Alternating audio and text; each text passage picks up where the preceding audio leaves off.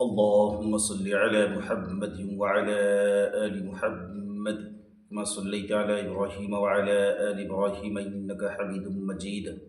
اللهم بارك على محمد وعلى آل محمد كما باركت على إبراهيم وعلى آل إبراهيم إنك حميد مجيد.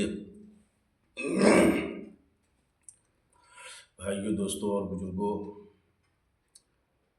آج کی حدیث ہے حضرت وہب بن قابوس رضی اللہ تعالی عنہ کی وحد میں شہادت۔ حضرت وہب بن قابوس رضی اللہ تعالی عنہ ایک صحابی ہیں جو کسی وقت میں مسلمان ہوئے تھے اور اپنے گھر کسی گاؤں میں رہتے تھے، بکریاں چراتے تھے۔ اپنے بھتیجے کے ساتھ ایک رسی میں بکریاں باندھے ہوئے مدینہ منورہ پہنچے۔ پوچھا کہ حضور صلی اللہ علیہ وسلم کہاں ہیں؟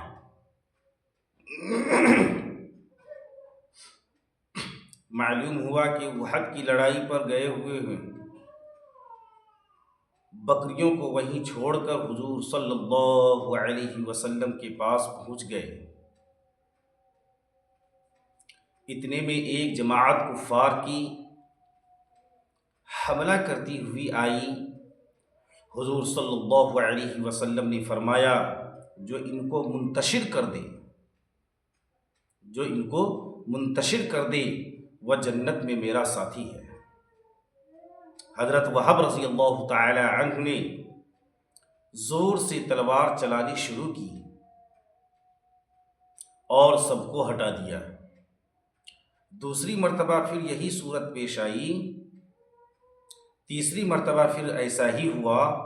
حضور صلی اللہ علیہ وسلم نے ان کو جنت کی خوشخبری دی۔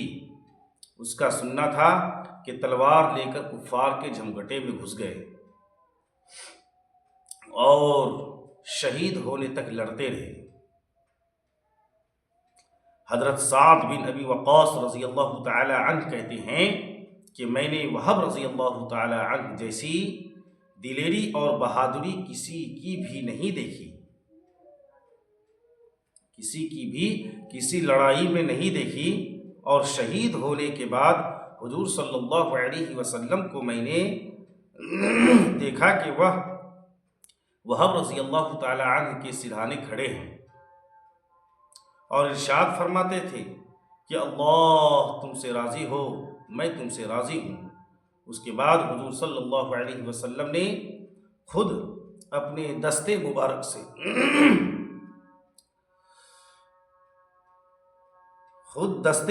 سے دفن فرمایا، باوجود کہ اس لڑائی میں حضور اقدس صلی اللہ علیہ وسلم خود بھی زخمی تھے۔ حضرت عمر رضی اللہ تعالی عنہ فرماتے ہیں کہ مجھے کسی کے عمل پر بھی اتنا رشک نہیں آیا جتنا وہب رضی اللہ تعالی عنہ کے عمل پر آیا۔ میرا دل چاہتا ہے کہ اللہ کے یہاں ان جیسا اعمال نامہ لے کر پہنچوں۔ ان پر رشک اس خاص کارنامہ کی وجہ سے ہے کہ جان کو جان نہیں سمجھا، ورنہ خود حضرت عمر رضی اللہ تعالی عنہ اور دوسرے حضرات کے دوسرے کارنامے اس سے کہیں بڑھے ہوئے ہیں۔ بیر معونہ کی لڑائی، بیر معونہ کی ایک مشہور لڑائی ہے جس میں 70 صحابہ رضی اللہ تعالی عنہ مجمعین کی ایک بڑی جماعت پوری کی پوری شہید ہوئی تھی، جن کو قرہ کہتے ہیں، اس لیے کہ سب حضرات قرآن مجید کے حافظ تھے، اور سوائے چند مہاجرین کے اکثر انصار تھے۔ حضور صلی اللہ علیہ وسلم کو ان کے ساتھ بڑی محبت تھی، کیونکہ یہ حضرات رات کا اکثر حصہ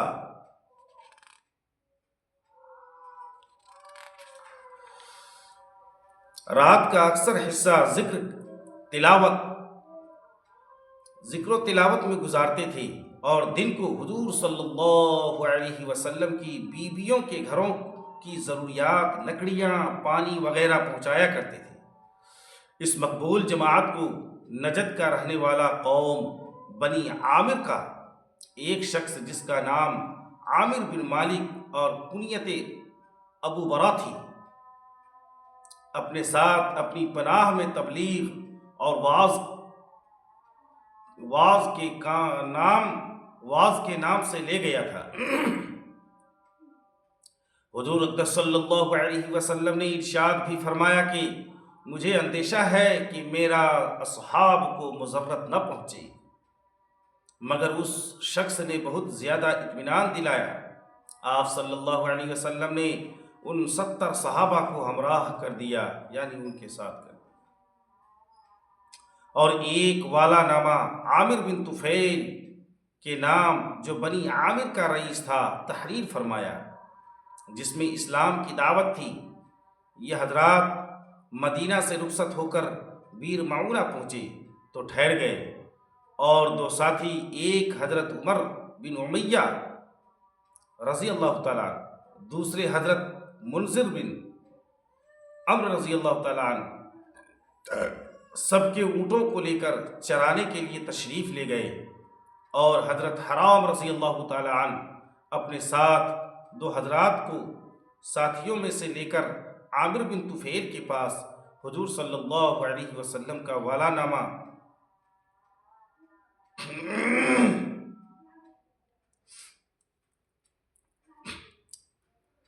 حضور صلی اللہ علیہ وسلم کا والا نامہ دینے کے لیے تشریف لے گئے۔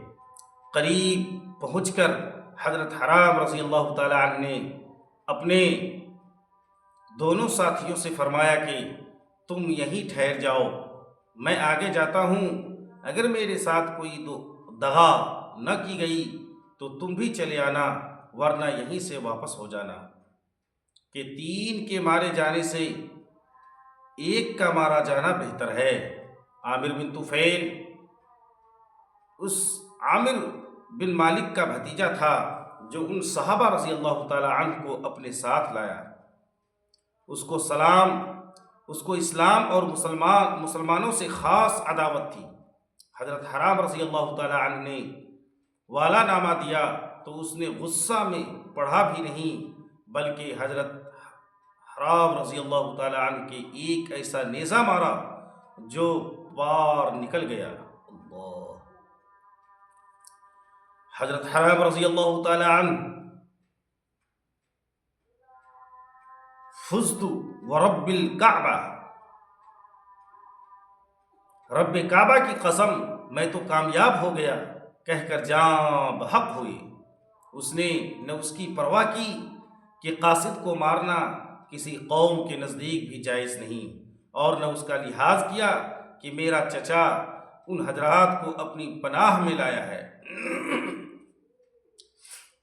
ان کو شہید کرنے کے بعد اس نے اپنی قوم کو جمع کیا اور اس پر آمادہ کیا کہ ان مسلمانوں میں سے ایک کو بھی زندہ نہ چھوڑو، لیکن ان لوگوں نے ابو برا رضی اللہ تعالیٰ عنہ کی پناہ کی وجہ سے تردد کیا، تو اس نے آس پاس کے اور لوگوں کو جمع کیا اور بہت بڑی جماعت کے ساتھ ان 70 صحابہ رضی اللہ تعالیٰ عنہ کا مقابلہ کیا۔ یہ حضرات آخر کہاں تک مقابلہ کرتے اور چاروں طرف سے کفار میں گھرے ہوئے تھے، بجز ایک کعب بن زید رضی اللہ تعالی عنہ کے، جن میں کچھ زندگی کی رمق باقی تھی، اور کفار ان کو مردہ سمجھ کر چھوڑ گئے تھے، باقی سب شہید ہو گئے۔ حضرت منذر اور عمرو رضی اللہ تعالی عنہ جو اونٹ چرانے گئے ہوئے تھے، انہوں نے آسمان کی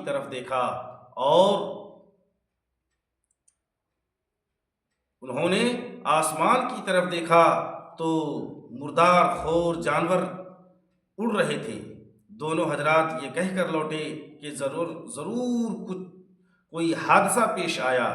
یہاں آ کر دیکھا تو اپنے ساتھیوں کو شہید پایا، اور سواروں کو خون کی بھری ہوئی تلواریں لیے ہوئے ان کے گرد چکر لگا رہے تھے۔ یہ حالت دیکھ کر دونوں حضرات ٹھٹکے اور باہم مشورہ کیا کہ کیا کرنا چاہیے۔ عمرو بن امیہ رضی اللہ تعالیٰ عنہ نے کہا کہ چلو واپس چل کر حضور صلی اللہ علیہ وسلم کو اطلاع دیں، مگر حضرت منذر رضی اللہ تعالیٰ عنہ نے جواب دیا کہ خبر تو ہو ہی جاوے گی، میرا دل نہیں مانتا کہ شہادت کو چھوڑوں اور اس جگہ سے چلا جاؤں جہاں ہمارے دوست پڑے سو رہے ہیں۔ اگر آگے بڑھو اور ساتھیوں سے جا ملو۔ چنانچہ دونوں آگے بڑھے اور میدان میں کود گئے۔ حضرت منذر رضی اللہ تعالی عنہ شہید ہوئے اور حضرت عمرو بن امیہ رضی اللہ تعالی عنہ گرفتار ہوئے، مگر چونکہ عامر کی ماں کے ذمے کسی منت کے سلسلہ میں ایک غلام کا آزاد کرنا تھا، اس لیے عامر نے ان کو اس منت میں آزاد کیا۔ ان حضرات میں حضرت ابو بکر صدیق رضی اللہ تعالی عنہ کے غلام حضرت عامر بن فہیرہ رضی اللہ تعالی عنہ بھی تھے۔ ان کے قاتل جبار بن سلمہ کہتے ہیں کہ میں نے جب ان کے برچھا مارا اور وہ شہید ہوئے تو انہوں نے کہا فزتو واللہ، خدا کی قسم میں کامیاب ہوا۔ اس کے بعد میں نے دیکھا کہ ان کی نعش آسمان کو اڑی چلی گئی۔ میں بہت متحیر ہوا اور میں نے بعد میں لوگوں سے پوچھا کہ میں نے خود برچھا مارا، وہ مرے لیکن پھر بھی وہ کہتے ہیں میں کامیاب ہو گیا، تو وہ کامیابی کیا تھی؟ لوگوں نے بتایا کہ وہ کامیابی جنت کی تھی، اس پر میں مسلمان ہو گیا۔ یہی ہیں وہ لوگ جن پر اسلام کو بجا طور پر فخر ہے۔ بے شک موت ان کے لیے شراب سے زیادہ محبوب تھی، اور کیوں نہ ہوتی جب دنیا میں کام ہی ایسے کیے تھے جن پر اللہ کے یہاں کی سرخ روئی یقینی تھی، اسی لیے جو مرتا تھا وہ کامیاب ہوتا تھا۔ حضرت عمیر رضی اللہ تعالی عنہ کا قول کہ کھجوریں کھانا طویل زندگی ہے۔ بھائیو، دوستو اور بزرگو، غزوہ بدر میں حضور اقدس صلی اللہ علیہ وسلم ایک خیمہ میں تشریف فرما تھے۔ آپ صلی اللہ علیہ وسلم نے صحابہ رضی اللہ تعالی عنہم اجمعین سے ارشاد فرمایا کہ اٹھو اور بڑھو ایسی جنت کی طرف جس کی چوڑائی آسمان و زمین سے کہیں زیادہ ہے اور متقیوں کے واسطے بنائی گئی ہے۔ حضرت عمیر بن الحمام رضی اللہ تعالی عنہ ایک صحابی ہیں، وہ بھی سن رہے تھے، کہنے لگے واہ واہ۔ حضور صلی اللہ علیہ وسلم نے فرمایا واہ واہ کس بات پر کہا؟ عرض کیا یا رسول اللہ صلی اللہ علیہ وسلم